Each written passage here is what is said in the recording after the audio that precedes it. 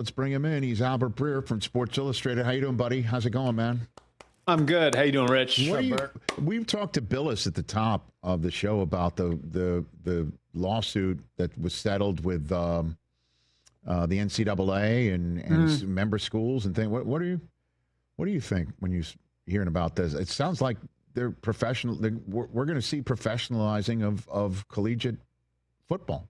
For sure. Yeah, what I think, Rich, is that it should have happened a long time ago. This is something the NCAA should have gotten in front of, and it should never have gotten to this point. Right. So that's like my first thought is that the NCAA could have prevented all of this mess that we've all been kind of working through the last 5 years. I hope that this stabilizes things because I'm like you, I love college sports, and so I'm obviously all for people being compensated.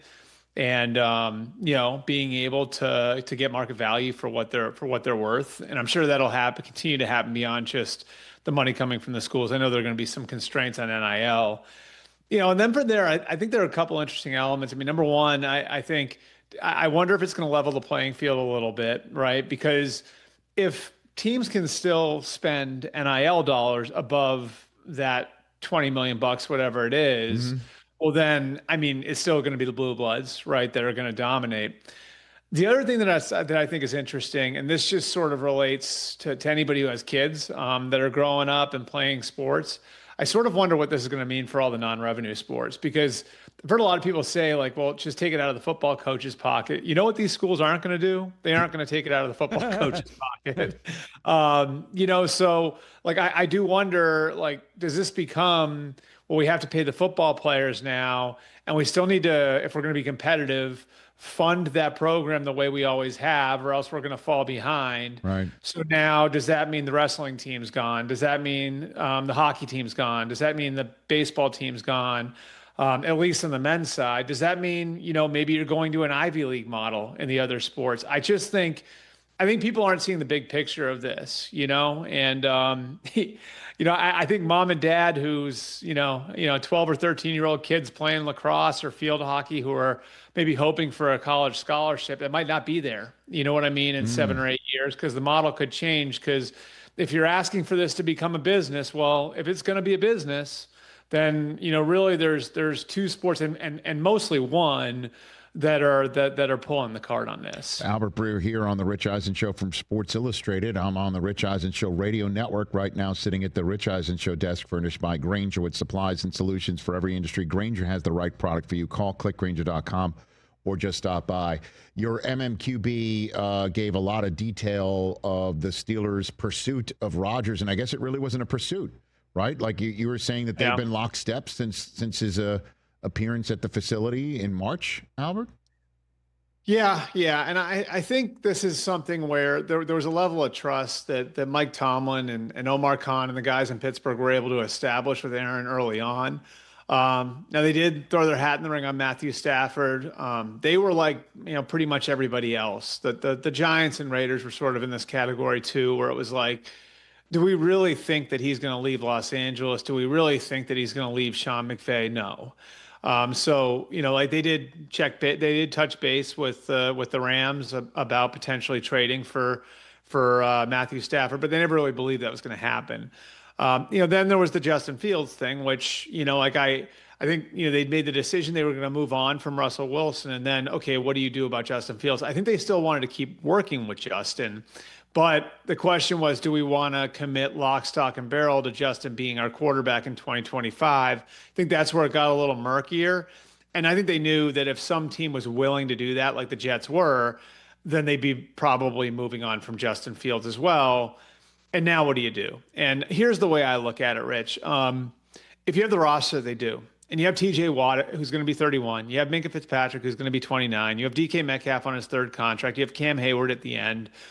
Do you really want to swing for a single or a double? All due respect, like, do you want to go get Daniel Jones? Do you want to look at trading for Kirk Cousins? They did inquire on Cousins. Or do you want to swing for the fences? If you know you've only got 1 or 2 shots left with this core of players, are you looking for the home run, or are you looking for the base hit? And I think that's what this was we are looking for the home run. And maybe we'll swing and miss, but it won't be for lack of trying.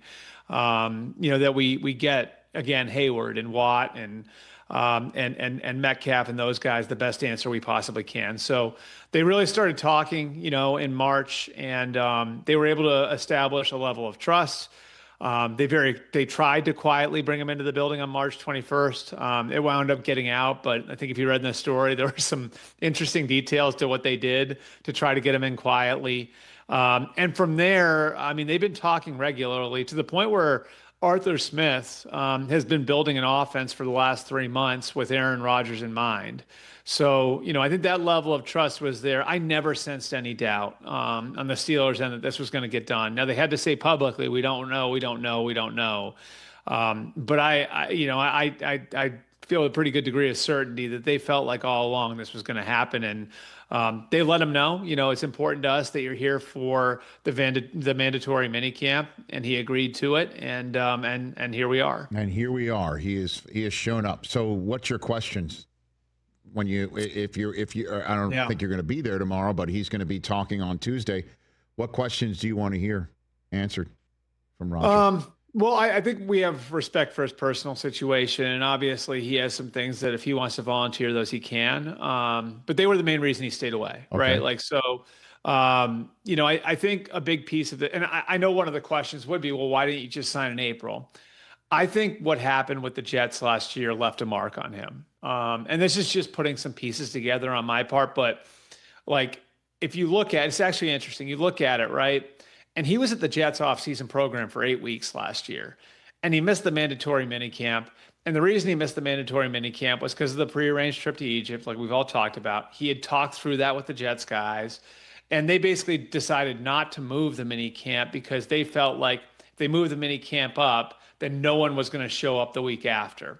So it was either have one guy missing the last week or have everyone missing the last week, So they made the calculated decision, we'll just call it an inexcused absence. And they didn't, I don't think that they really figured that it would blow up the way that it did. And I think a lot of the Jets people would tell you right now, that they think that people were being unfair to Aaron because they would tell you, well, Lamar Jackson didn't show up for any of the Ravens offseason program last year. Then he shows up for the 3-day minicamp and it's all good. Yet our guy is here for 8 weeks, misses the 3-day minicamp. And that is a storyline that carries into August and September and October.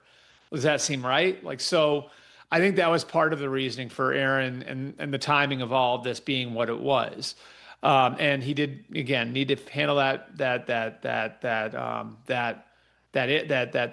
those personal matters that he was dealing with, which is why, let's, instead of me signing in April and not showing up to anything, let's just wait for me to be all in and then I'll sign. Right. And that took a great deal of trust. So I think that level of trust between the Steelers and Rodgers is something that I want to explore more if I was talking to him.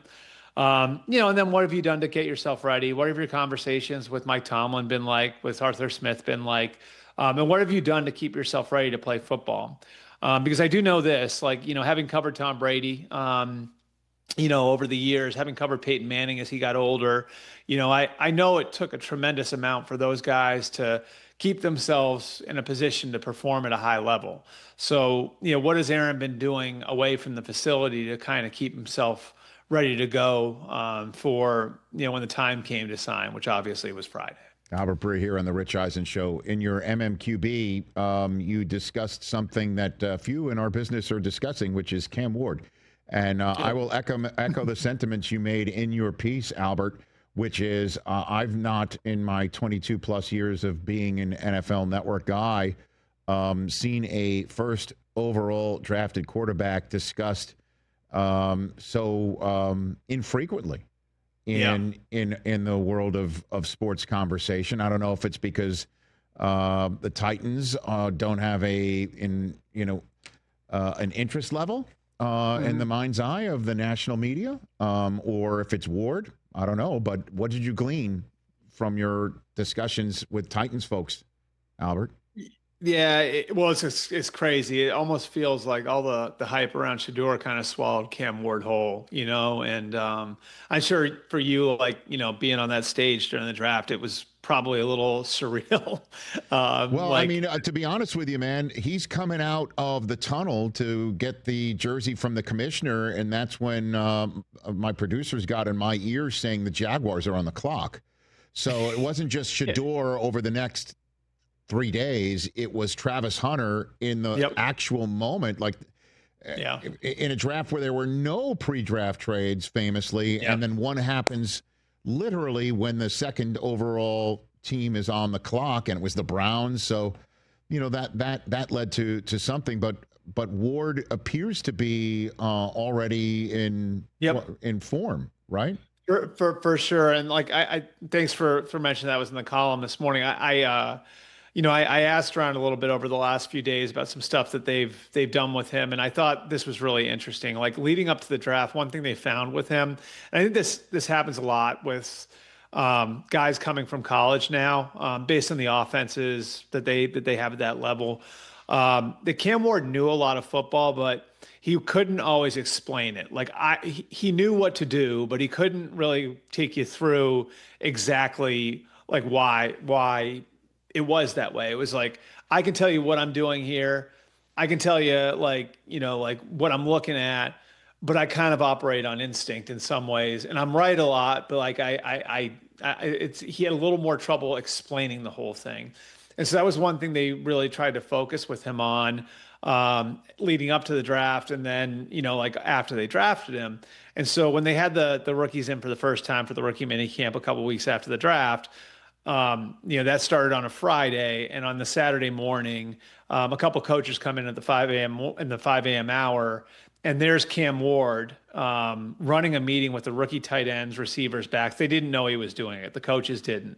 He just brought everybody in early so he could take them through the script for the day, take them through what they were going to be learning on offense.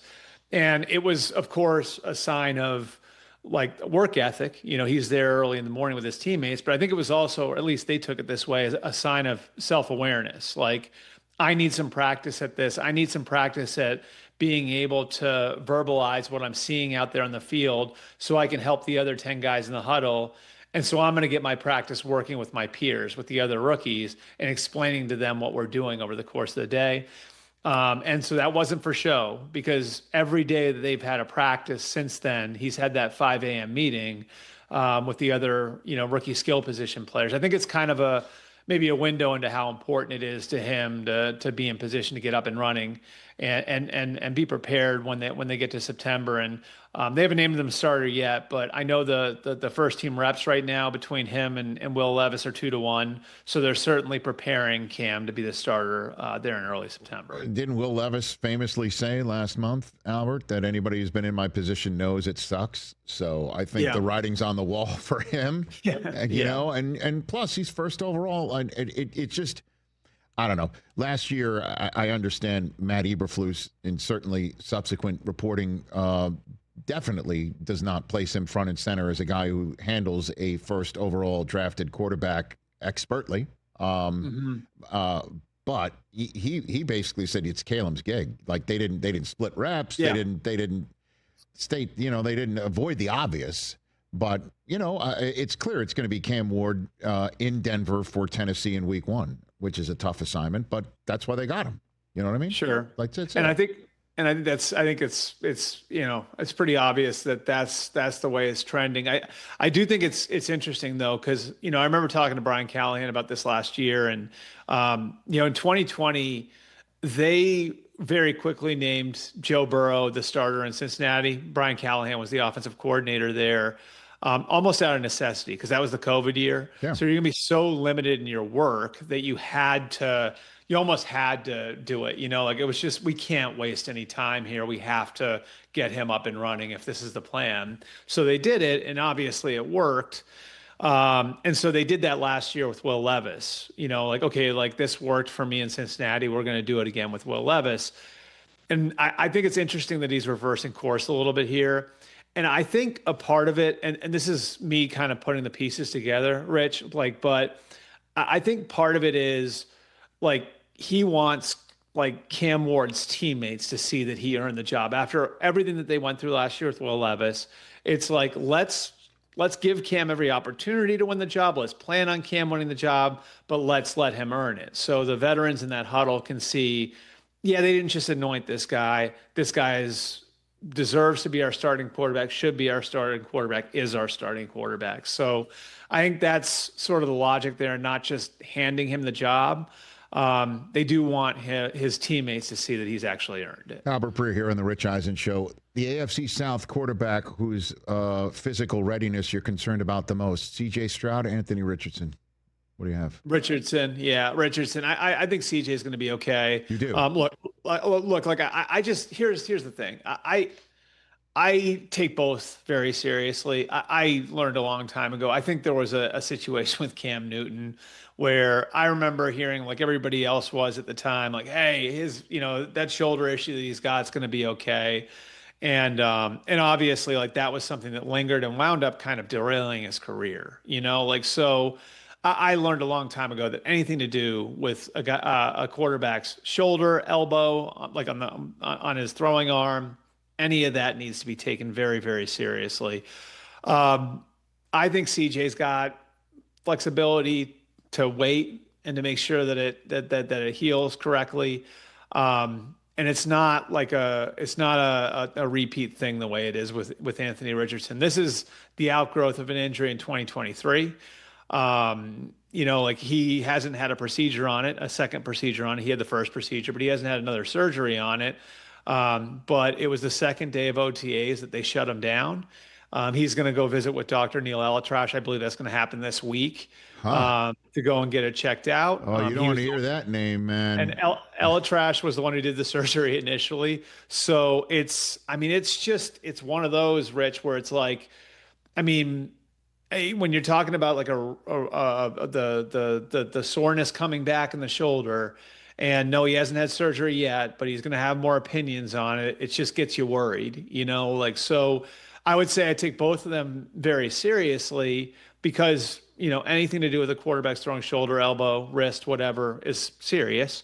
But, when it's a repeat thing, that's where it's like, oh boy, so yeah, I think it seems, at least right now, like there's a really good chance Daniel Jones is going to be the starting quarterback for the Colts in Week 1, and Anthony Richardson faces a lot of uncertainty going forward. Starting quarterback Week 1 for the Cleveland Browns. What do you think? I think it's going to be Flacco. You do? Okay. Yeah, I don't know. I know you've talked to Joe. I really appreciate his perspective on things. It's great talking to him. It's like, I mean this in the most endearing way possible. It's like you're talking to the ace pitcher, the slow pitch beer league softball team, talking to him. You know what I mean? Just the great perspective he has about it, like, how lucky he feels to be out there and what a great time he's having. And I think he's had a great effect on their quarterback room. That's been a tough place over the last few years for obvious reasons. And, like just in talking to Joe a couple of weeks ago, just hearing his perspective on the whole thing, like how this isn't something I have to do. This is something I get to do. Like OTAs, training for the season, those aren't things I have to do. I get to play in the NFL. And I think, you've seen a certain looseness to him in the way that he's played when he's had the opportunity to play the last couple of years. And so, I think they're going to give Joe the opportunity to go out there and at least give it a go and see what it looks like early in the season, because I think he's probably the guy right now that engenders the most belief on behalf of the other people on that roster because of what he did 2 years ago. Kenny Pickett's still an unknown. Obviously, Shedeur Sanders and Dylan Gabriel are rookies. So I think at least to start, unless one of the other guys is outstanding in camp, my guess would be Joe is going to have the opportunity to start. And hey, he even said, like he said to me, they don't have to give me all the reps right now. They know I'll be ready to go. So even if, you see during mini camp this week, okay, Kenny Pickett's getting the first team reps or one of the two rookies is getting some opportunities, a big part of that is because they have an idea of what Joe Flacco is. So give me the name of a guy, top of June here, Albert, whose contractual status will linger deep into August, if not early September, if not potentially the season. Give me that guy's name. I guess the easy answer is Micah Parsons. Really? Oh I my mean, God! I I just thought the easy answer would be Trey Hendrickson. with Trey Hendrickson, yeah, or Trey Hendrickson. or McLaurin. I don't know. I Yeah, mean, I think so. I think Terry. So I look at Terry McLaurin as different than Trey Hendrickson and Micah Parsons in that the relationship between Terry and the organization is really strong. right. And they've hit some bumps. There's no question. Talks are not in a great place right now. But he is so important to what Dan Quinn and Adam Peters were able to accomplish in year one. And here's the reality of it. You know this as well as I do, Rich. Like the way the rules are and have been since 2011 make it really hard to stage a holdout or any kind of wildcat strike in the summer. It's costly, right? So if you're going to make your point, spring is generally the time to do it, especially if you're a guy like this. So I have to think that cooler heads are going to prevail in the case of Terry. I think the other two are really unpredictable. Like I think Micah, after what happened last year with Dak and CD, and the market having changed with, I mean, I think the average per year now has to start with a 4 because of what Myles Garrett got. I think that one could wind up being pretty bumpy. There's even been like the back and forth between the agent David Mulugheta and the owner Jerry Jones. So I think that one is that because Jerry needed maybe somebody to send him the contact card for his phone. Yeah. Well, I don't know how much offense David took to that, but I think it certainly got his attention. You think? I mean, it's not his first rodeo, man. I mean, it's one of the more prominent agents in the NFL, if not the most prominent agent in the NFL right now. So I don't know how that was all digested. I think it added a really interesting twist to the whole thing. And I do think like Micah. And I don't think Micah's going to do for something for less than what 41, 42, 43, whatever the number is, you know? Jeez. And does he ask for a big jump? Like, remember, he had to wait an extra year too. Like they could have done this last year. He was eligible last year. So generally a tax comes with waiting the extra year. The Trey thing is, I think even less predictable because this is a 3 off-season thing now, right? And 2 years ago, they do the 1-year extension, which is a Band-Aid. Last year, they get nothing accomplished. And now they're here. And look, like I think the Bengals would be well within their rights to say, well, we can't do like a Nick Bosa or a Myles Garrett. Those were like market movers, right? Like Nick Bosa moved the market. Myles Garrett moved the market. We can't do like a market moving deal for you. That said, all right, you have Max Crosby in the mid-30s now, and you have Danielle Hunter in the mid-30s. And I don't know how you tell a guy who had 35 sacks the last 2 years that he doesn't belong at least there. Then you have the element of the structure, which Joe Burrow, the Bengals made exceptions to their contractual rules to do Joe Burrow's deal. Then they made similar exceptions for Jamar Chase, but not T. Higgins. So how does Trey Hendrickson fit into that? So if you see what I'm saying, like this is all really complicated. So that part of it, then you have the Joe Burrow like pressure element, like Burrow really wants these guys in. Like, so how does that affect everything? The Hendrickson one to me is very, very unpredictable moving forward. Albert, thank you for the time, sir. We'll chat in short order. Always love connecting with you, pal. Thanks again. Awesome. Catch the Rich Eisen Show live weekdays from 12 to 3 p.m. Eastern on Roku Sports Channel in the U.S.